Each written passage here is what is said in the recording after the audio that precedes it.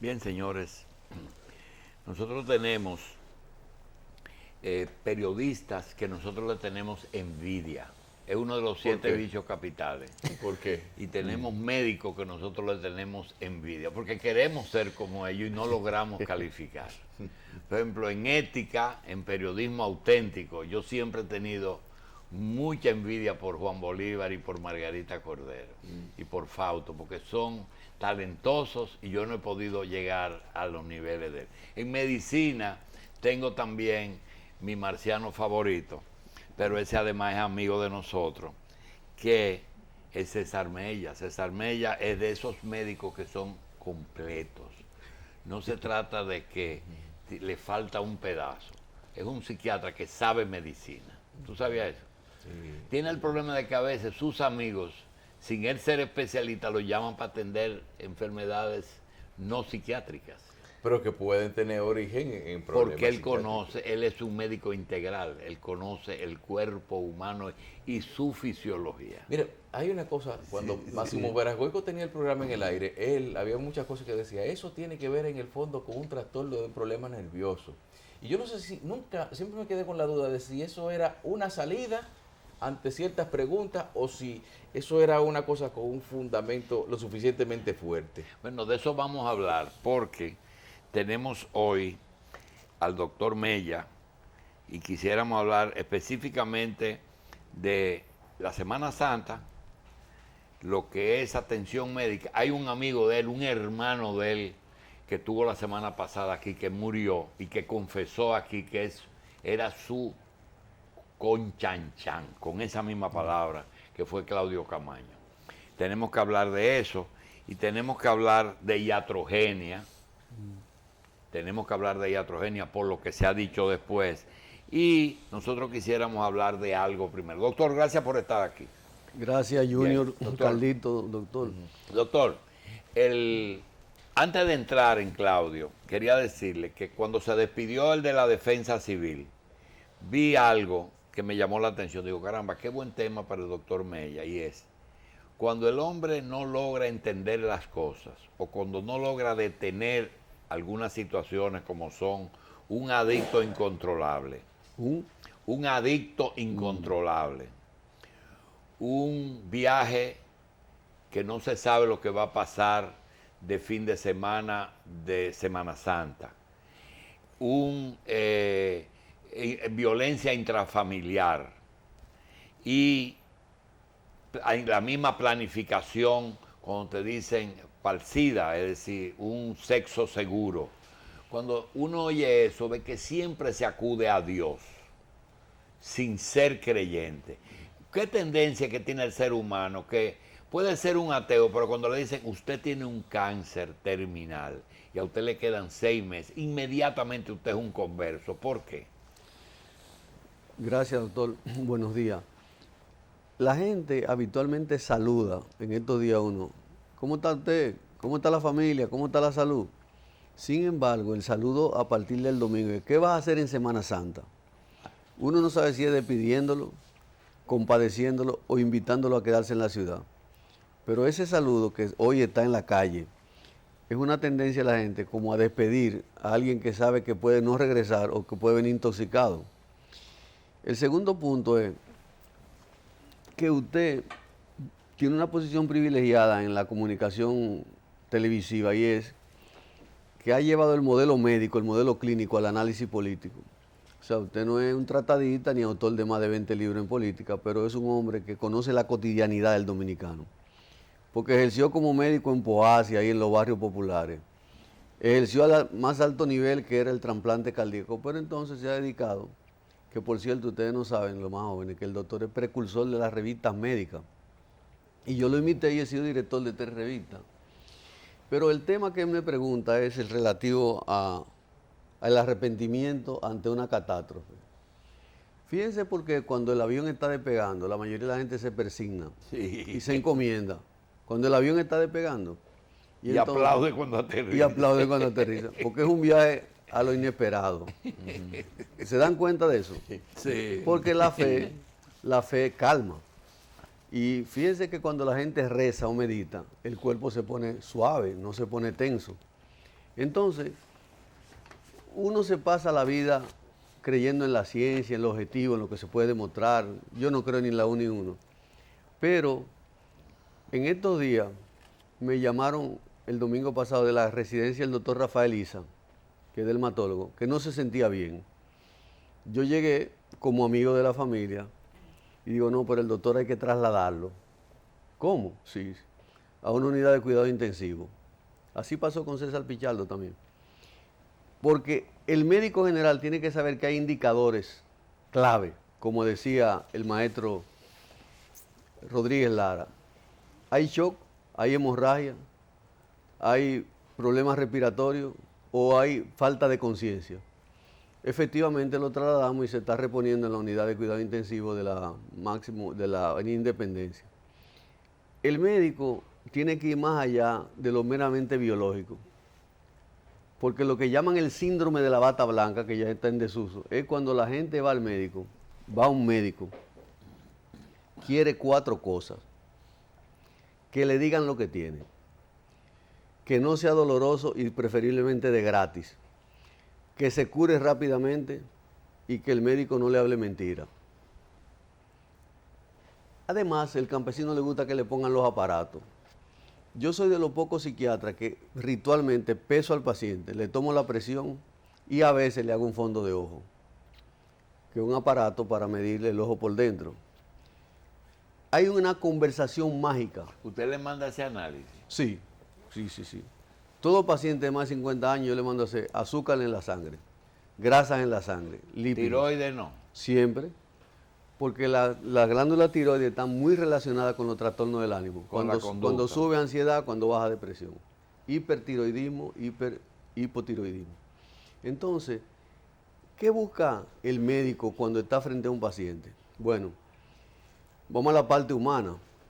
El médico necesita salvar su prestigio permanentemente. Y en los países donde aumentan la demanda médica, distancian al paciente del médico. Pero el médico también está derivando recursos económicos con esa entrevista, sea directo, sea indirecto. Directo es, bueno, págame 2,000 pesos. Indirecto, una póliza de seguro. O indirecto por un sueldo del Estado. Pero siempre hay una transacción económica, que puede ser simbólica. Por ejemplo, ayer me llevaron a mí, estamos hablando del martes santo, un chivo guisado seco y una paila de habichuela con dulce. Eso no tiene precio. ¿Pero por qué no tiene precio? Porque la única relación profesional que está llena del simbolismo de la fe es la relación entre el médico y el paciente. Me voy a explicar para el teleauditorio. Usted va donde un ingeniero y le hace un plano y usted le paga. Usted va a un abogado y lo divorcia y usted le paga. Pero usted va donde un médico bueno y usted le paga. Pero además de pagarle, le regala un pañuelo con sus iniciales, una corbata, o le regala un buen libro. ¿Por qué le regala si ya usted le pagó? Porque usted necesita 2 cosas. Tener ese médico seguro de llamada y tener ese médico contento. Porque quizá él te dio también algo más que no tenía que darte, que fue que te añoñó, te cuidó, te oyó. Un ingeniero o un abogado son desechables. Y ya. Tú puedes cambiarlo. Sígueme este plano. Pero a la gente le gusta que el médico, y en los pueblos, en la tradición... ¿Cómo cambió eso el seguro? Que te dicen, esos son los médicos. Pues yo quiero ir donde Mella, dice, no, tú tienes que ir a uno de esos sitios. Problema serio. Cambió mucho. En la década de los 40 al 60, el médico de pueblo era el ginecólogo de la mujer, el pediatra del niño y el urólogo del hombre. Además eran compadres. ¿Y el geriatra? El geriatra. O sea, ese médico general que está desapareciendo era una institución donde a veces, como pasó con el doctor Dince y el doctor Saiter, la gente tenía un cuadro de esos médicos con su velón. En su casa. En su casa para protegerlo. Pero ¿qué pasa? Que la intermediación económica por papeles ha dificultado la siguiente cosa. No hay libre elección. Es un derecho humano que tú digas, no, yo quiero verme con el doctor William Hanna, ahí sí hay medicina. No, el doctor William Hanna no coge seguro. ¿Cómo? No, es que el doctor William Hanna está en la clínica Gómez Patiño y usted le toca la clínica de allá, de Herrera. Libre elección. Lo segundo es que cuando usted va donde un médico que no conoce para un problema que considera serio, usted va lleno de desconfianza, porque al paciente no le gusta que le digan la verdad. Es más, Hay un gran dilema entre el diagnóstico de cáncer, ocultar, simular o negar. Todavía esto está en dilema. Todavía eso está en dilema. En Estados Unidos, por ejemplo, que se cuidan mucho de las demandas. Mire, usted le quedan 6 meses de vida. Usted tiene un cáncer con metástasis. Pero hay pacientes, la mayoría, que no le gusta. Y se mueren con la noticia. Mucha gente entra en una depresión y no se sana, mamá. O se recupera. Porque está demostrado que frente a enfermedades catastróficas, la actitud psicológica, la actitud emocional del tipo mejora las Y si defensas. te pasa lo que me pasó a mí, que no se lo dije al paciente y los hijos querían que él se muera.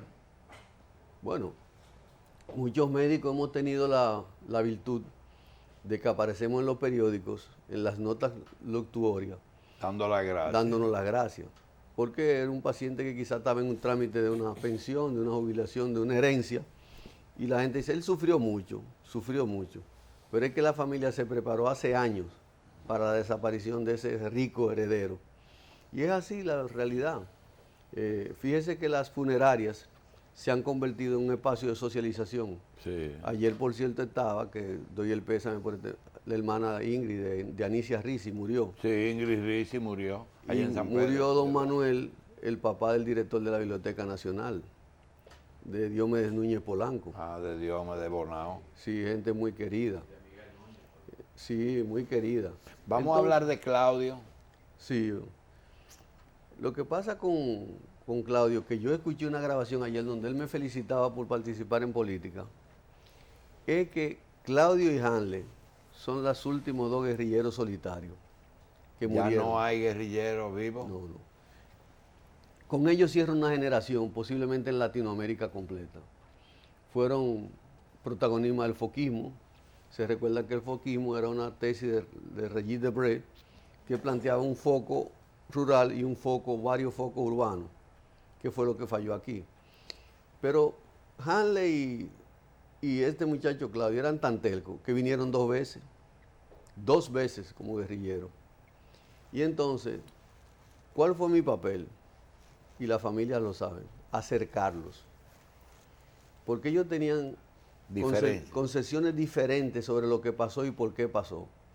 Claudio, emparentado consanguíneamente con el general Camaño, Hanley era el más intelectual de todo el grupo, profesor universitario, es director del colegio universitario, el más intelectual de todo. Y siempre habían contradicciones, al punto que cuando Hanley publica Caracoles, Claudio lo desmiente en algunos textos. Pero, ¿qué pasa?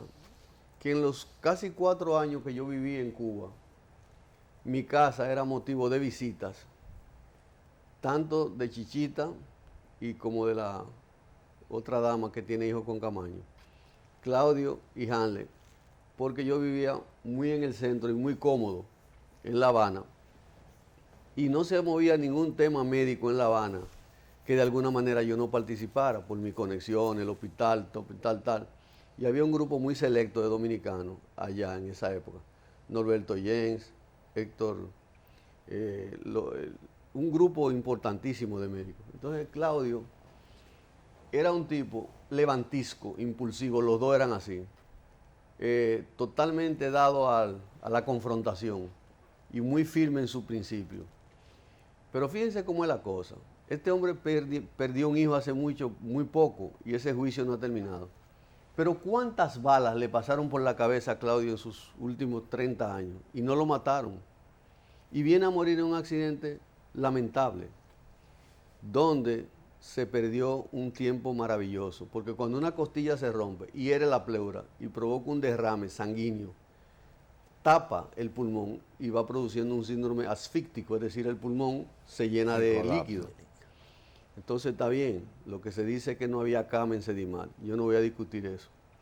Llegó a la UCE, que por cierto la UCE con sus altas y sus bajas encontró a un Senencaba allá, que es un médico intensivista, es presidente del Colegio Médico Dominicano.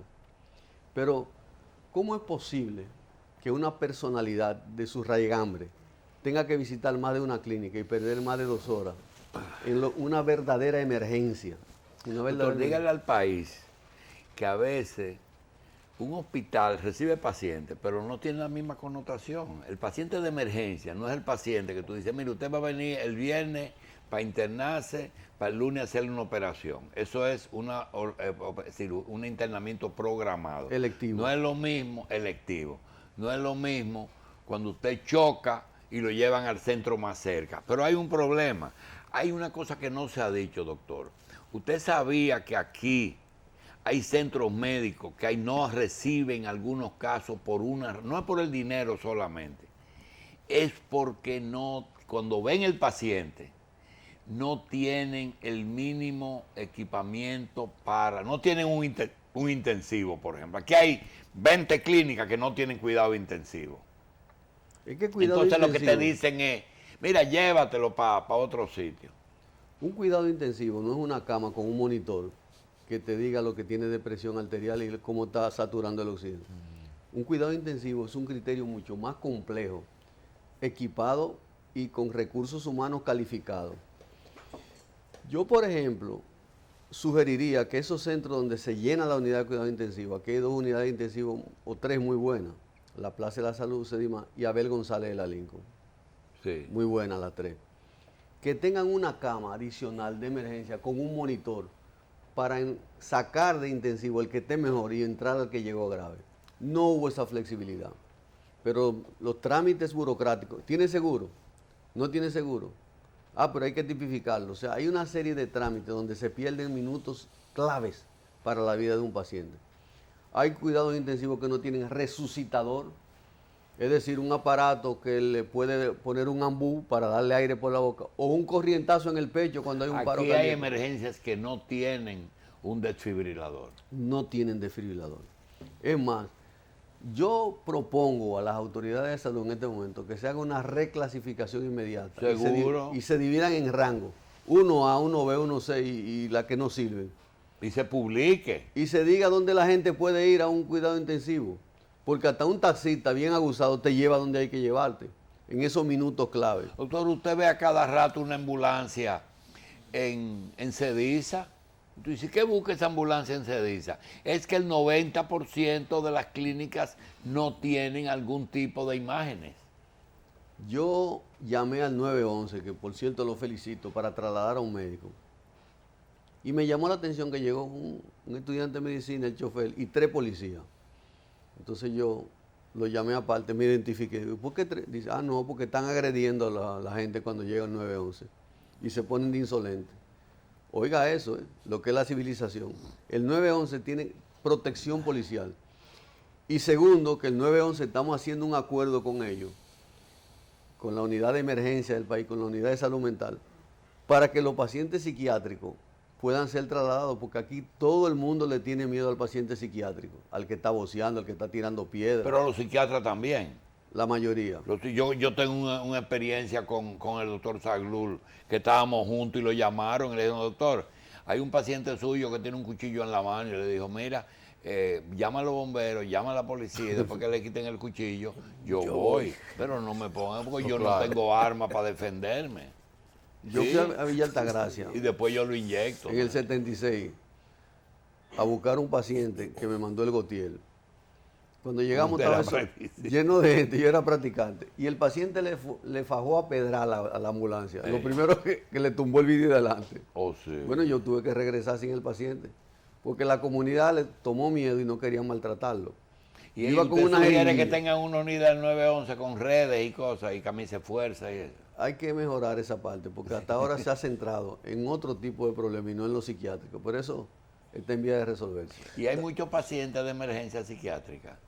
Bastante. Más de lo que uno piensa. Lo que pasa es que aquí las familias son tan cariñosas y tan tolerantes que la mayoría de la gente, excúsenme la palabra, amarra a su loco. Fíjense que es difícil de bañar, pero difícil de secar también. Sí. Entonces la gente tiene un cuartico atrás y llaman a un vecino y lo amarran. Cosa que no es deseable, lo deseable es ¿Todavía hay gente en cepo aquí? Sí, sobre todo en la zona fronteriza. Entonces, generalmente esos pacientes se descomponen en la noche o muy temprano de la mañana. Y generalmente los vecinos se alarman más de la cuenta, porque los vecinos conocen que hay un paciente psiquiátrico. El paciente psiquiátrico hace 3 cosas, una de 3 cosas. Mala palabra, rompe cosas, eso se llama frangofilia, o sencillamente lanza piedra y hasta excremento a los vecinos. Porque la locura es una ruptura, ¿no? Una ruptura de la norma.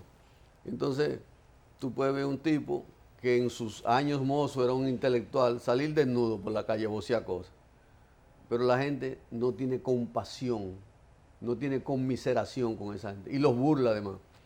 Es más, quiero afirmar que la mayoría de los pacientes psiquiátricos en sí mismos no son agresivos. Lo que lo pone agresivo es la intolerancia de la comunidad, la intolerancia y la burla de la gente. Fíjense que el paciente psiquiátrico tradicional es ecolálico, o sea, repite lo que le dicen la gente. Y el paciente psiquiátrico en alguna forma multiplica su inteligencia, porque son a veces, tienen salidas increíbles. Brillante, porque la inteligencia formal no se afecta en la llamada locura. Ni se multiplica en el paciente psiquiátrico. Fíjese porque a veces te da la impresión de que tienen cosas que en condiciones normales ellos no tienen, hasta lenguaje. Que un premio Nobel de matemática en los Estados Unidos fue o una mente brillante. La mente brillante. Ese fue un paciente psiquiátrico que yo tuve la oportunidad de conocer. Ah, ¿tú lo conociste? En Estados Unidos, ah, en San Diego, 2006. Allá en Boston. Él estaba en San Diego. Él dio una conferencia.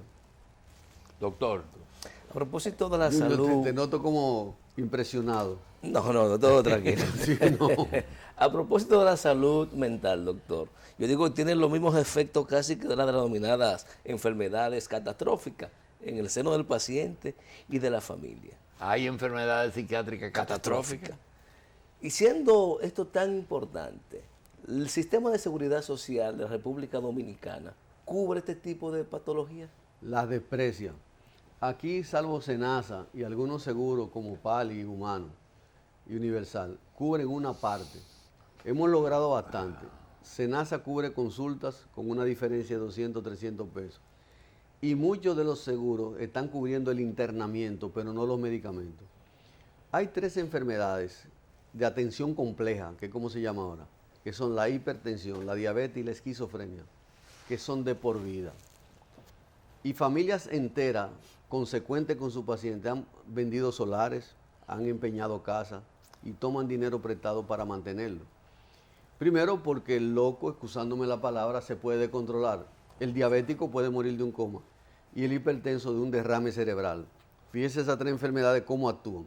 Entonces son esclavizantes porque generalmente esas 3 condiciones separan al paciente de la familia de origen y del trabajo. Lo que quiere decir que esas son enfermedades no solamente de atención compleja, sino de economía compleja. Bien, Carlos. Hay casos de personas que eran completamente normales, pero por una adicción terminaron asumiendo un comportamiento propio de un enfermo mental, o realmente se enfermaron mentalmente. Esas son personas que tienen alguna posibilidad de recuperación, aunque no una reintegración plena a la sociedad.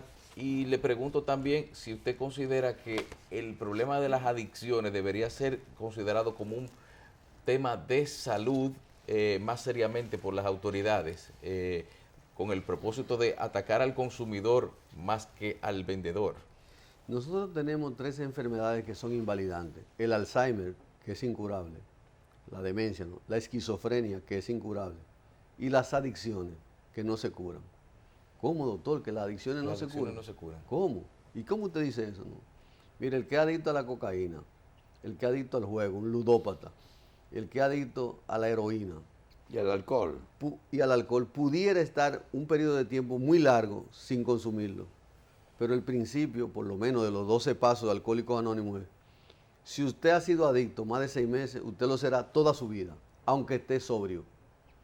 Yo estoy haciendo una afirmación para que los prestantes y los religiosos entiendan que ambas condiciones, las 3, Alzheimer, ¿verdad?, esquizofrenia y adicciones, son enfermedades cerebrales cuya química cerebral está alterada. Y por más psicoterapia que usted dé, terapia de juego, las religiones, son enfermos de por vida. Y en el cigarrillo, el alcohol y el ludópata, hay casos de gente que no volvieron a fumar, no volvieron a beber y no volvieron a jugar. Pero presentan otro trastorno. Se deriva. Sí, nadie se va de gratis. Doctor, Digo, toda regla Usted tiene su excepción, ¿verdad, doctor? Sí. Toda regla para Usted confirmarla Usted tiene tiene excepción. que muchas cosas que hacer hoy. Sí. Y quería, hay un artículo que me hace hacerle la última pregunta. Usted escribió en una revista empresarial, que es la de Acero Estrella, la revista Estrella, muy buena revista Excelente. de Manuel, ¿verdad? Que se llama Salud Mental y Trabajo. Sí. Usted sabe que tratar todos los temas que usted escribe a veces los domingos en el Nacional o en el programa que usted produce es difícil, pero hay una pregunta que se me ocurre por ese trabajo que aparece ahí. En la conducta diaria de un ser humano, a veces solamente lo sabemos cuando una persona tiene un problema judicial, que los abogados o la realidad hacen que se busque un certificado para ver si el hecho o el ciudadano cometió eso bajo el efecto de una situación anormal. Es común, no la locura transitoria, ¿no?, sino hechos que se hayan hecho, que se hayan realizado fuera de la condición normal. Que tú dices, pero a mí me extraña que fulano haya hecho eso. Por ejemplo, aquí hubo un rector de una universidad que fue de los mejores rectores que ha tenido una universidad aquí, sin embargo, lo acusaron de un crimen de una muchacha. Entonces uno pregunta, doctor, ¿es que hay situaciones transitorias en el ser humano que el psiquiatra puede determinar si ese hecho o esa etapa de su vida él tenía razones para enajenarse? La jurisprudencia universal está llena de acontecimientos donde el peritaje psiquiátrico ha demostrado, a veces como un eximente, otras veces como un atenuante, que los hechos que se le imputan a un acusado fueron cometidos en no claridad de conciencia. Ejemplo, un epiléptico crepuscular puede matar a su novia bajo un ataque de ira, de explosividad epiléptica y ahorcarla. No tenía esa intencionalidad, pero el impulso fue más que la razón. Una persona puede matar accidentalmente, amedrentando a otra gente con un arma de fuego, y no tenía la intencionalidad.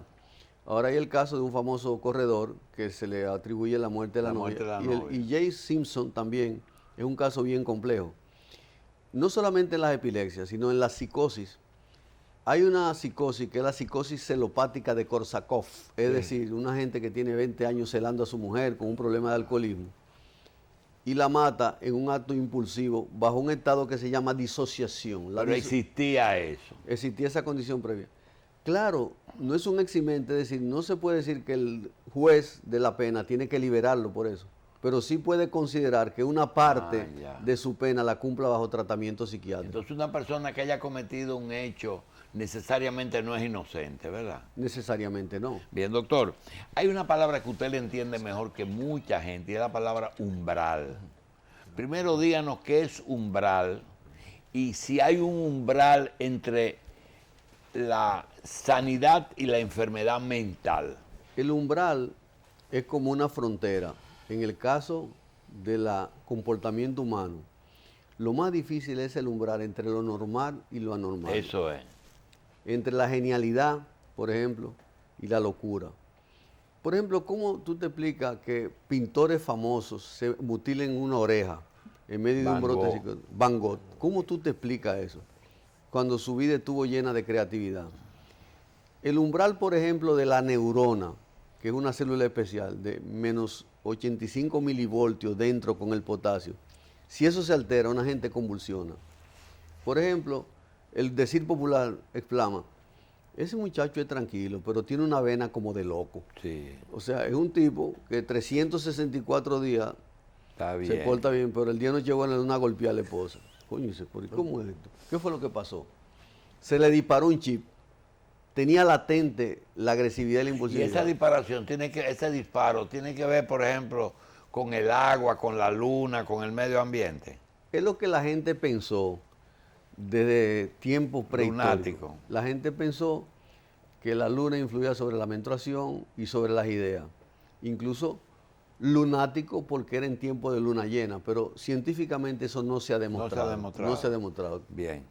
Carlos. Carlos, tú yo tengo casos de personas que... Carlos hace la pregunta más difícil cuando está terminando el programa, porque él la trae en un libro. No, es que hay dos temas de actualidad. Uno se lo va a preguntar a Junior, pero yo le voy a preguntar a otro, que es de dos figuras famosas, que parece como si la fama lo hubiera vuelto loco, o sea, al punto de sentirse vulnerable.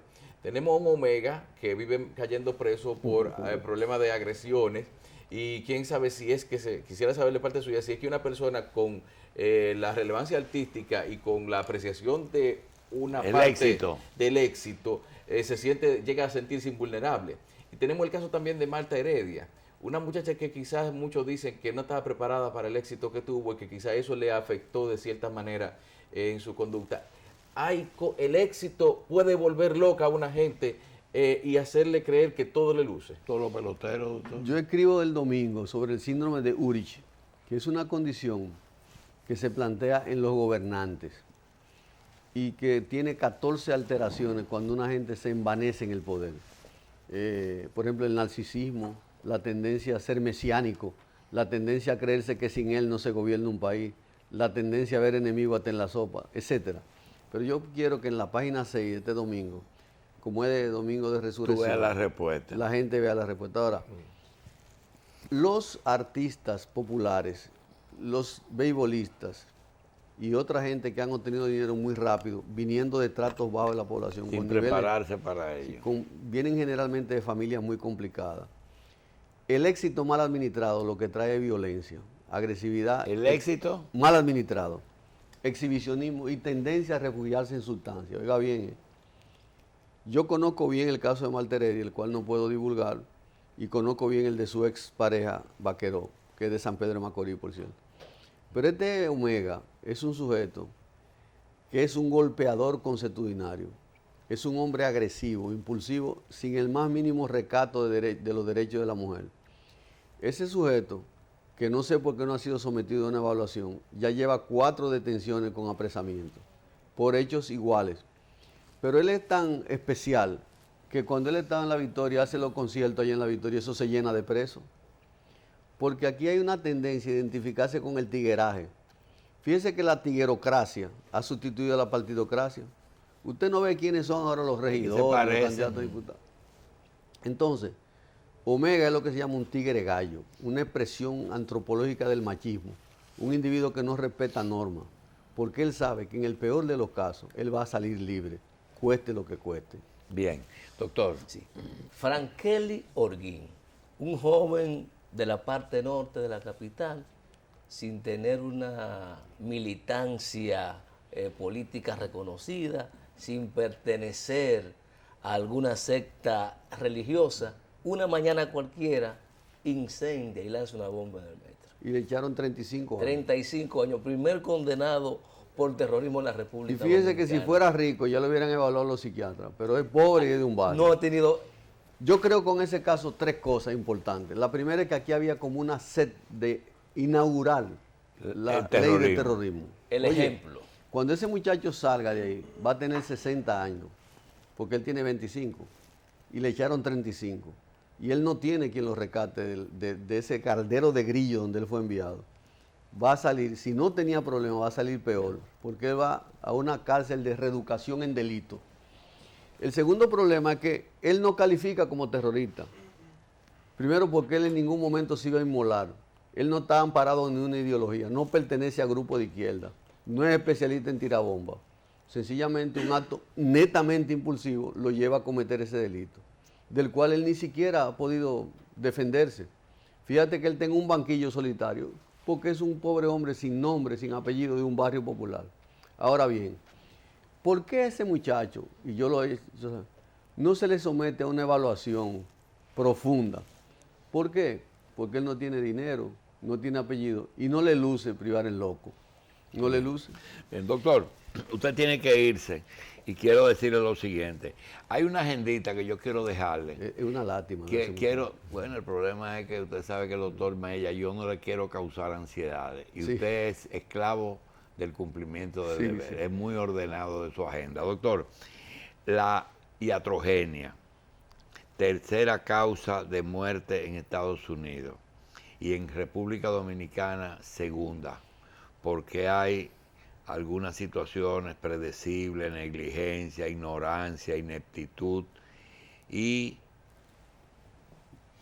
desconocimiento de la materia. La otra es los farsantes y los auténticos. Vamos a dejar eso para otro programa. No, pero déjeme dar un avance. Sí. En el Nursery Journal, o sea, la revista de enfermería de los Estados Unidos, cuando se estudiaron las muertes intrahospitalarias de personas de más de 80 años, se vio que la principal causa era que le daban somnífero de más a los viejos para que no molestaran de noche. Iatrogenia es daño, genia general. Muchas veces la medicina y los médicos originamos males, unas veces sin deseo de hacerlo, inocente, otras veces por falta de pericia de conocimiento y otras veces con malas intenciones. Por ejemplo, los médicos que trabajaron en los interrogatorios de los nazis en el marco de la Segunda Guerra Mundial eran médicos, sabían dónde dolían. Por ejemplo, se sabía que dando muchos golpes en la planta de los pies, la falanga, originaba un shock. Se sabía lo que originaba la temperatura, se sabía lo que originaba una sonda en la uretra. Pero eso era asesorado por médicos, por psicólogos y a veces por psiquiatras. Es decir, que la implicación de personal de salud en la iatrogenia, iatrogenia es daño, genia general, es muy frecuente. Ahora, ¿qué puede pasar? Una confusión de un médico que indica una dosis adecuada, un diagnóstico errado de una cosa que era otra y se complicó, o sencillamente la falta de capacidad del médico que no sabe decir lo siguiente: zapatero a tu zapato. Ese caso no es mío porque yo no soy cardiólogo. Bien. Ese caso es de un gastroenterólogo. Y eso se está dando en este país. Bien. Donde cualquiera que tiene 4 millones de pesos se coloca al lado de tu consultorio con muchísimos cuadritos y no ha pasado un examen de nada en ningún país. Bien. Eso es lo que pasa. Vamos a dar las gracias al doctor, que tiene que irse, y vamos a dar lectura a algo que en lo que él sale, a lo mejor no termina de oír por radio, sí. Queríamos decir lo siguiente. Hay varias causas.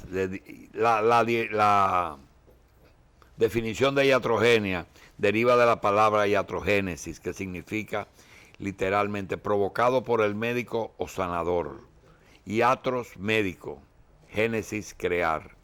Los daños iatrogénicos pueden ser de 3 tipos: predecibles o calculados, aleatorios o accidentales, o por negligencia o ineptitud. Yo creo que sí. De todas formas, hay varias causas de iatrogenia. Error médico, negligencia médica o procedimientos inadecuados, errores al escribir la receta, interacción de medicamentos recetados, efectos adversos de medicamentos recetados, no contemplar los posibles efectos negativos de un medicamento, uso excesivo de medicamentos que lleva a la resistencia microbiana, tratamientos no seguros, diagnósticos erróneos, diagnóstico psiquiátrico o psicológico erróneo, rechazo por parte del médico a tomar en consideración los efectos negativos que el paciente debe sufrir, infecciones nosocomiales, que quiere decir que es una infección hospitalaria que aparece en los primeros 2 días del internamiento, infección intrahospitalaria debido a afecciones musculares, sensoriales o nerviosas, daño en forma de deterioro. No es iatrogenia, es otro problema. El caso fortuito. Hay daños que se hacen sin ninguna culpa. Mala práctica, dolo. Es decir, iatrogenia es una cosa y esto es malo, pero es otra cosa. El dolo, la tortura aplicada por médicos, como los accesos de fijación. Experimentación médica no ética. A veces los médicos, un laboratorio le paga para que pruebe un producto. Las consecuencias del incumplimiento o abandono del tratamiento por parte del paciente o del familiar. Los médicos son la tercera causa de muerte en Estados Unidos. Son 12,000 por cirugías innecesarias, 7,000 errores de medicamentos en hospitales. Le dan un medicamento equivocado. 20,000 por otros errores en hospitales. 80.000 por infecciones en hospitales, 106.000 efectos negativos de medicamentos. En primer lugar, la mayoría de estos datos provienen de estudios realizados.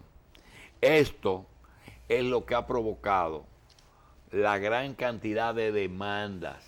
Inclusive tenemos el caso aquí de médicos que se han hecho abogados.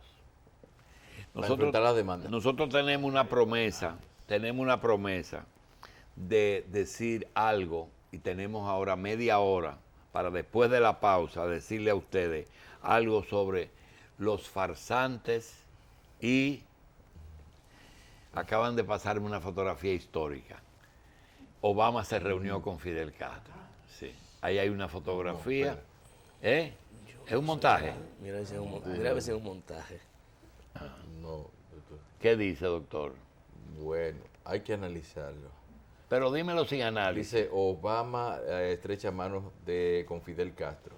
¿Es una agencia de noticias que dice ahí? No lo visualizo bien, está recortada. Parece tomado de una pantalla, pero tengo que averiguarlo.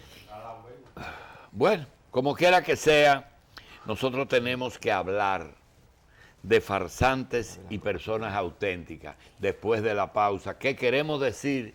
Que le agradecemos muchísimo a Obras Públicas, que envió ayer el botiquín a la Dirección Nacional de Control de Drogas, que reparte hoy 4.000 botiquines, y la Dirección Oficina Técnica de Transporte Terrestre, que está repartiendo 5.000 botiquines en el día de hoy.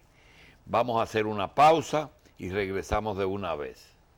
Cada domingo, Revista Electoral 2016, un compromiso con la democracia. Candidatos, partidos, programas, propuestas, concertación electoral, debates, actividades y concursos por región y por circunscripción. Desde las 5 de la mañana hasta las 11 de la noche, Revista Electoral 2016.